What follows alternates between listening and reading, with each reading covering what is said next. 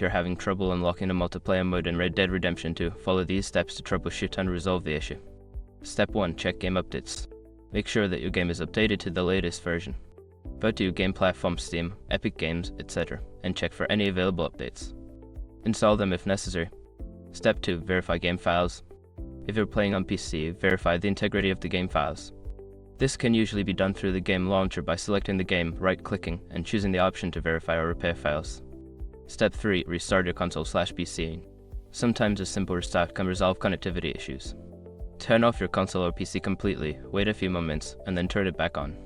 Step 4. Check internet connection. Ensure that your internet connection is stable and working properly.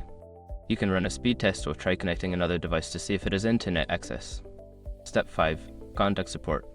If none of the above steps work, consider reaching out to Rockstar Support. They can provide specific assistance and help troubleshoot any account or server issues you might be facing. By following these steps, you should be able to unlock and access the multiplayer mode in Red Dead Redemption 2. Good luck, and enjoy your gaming experience.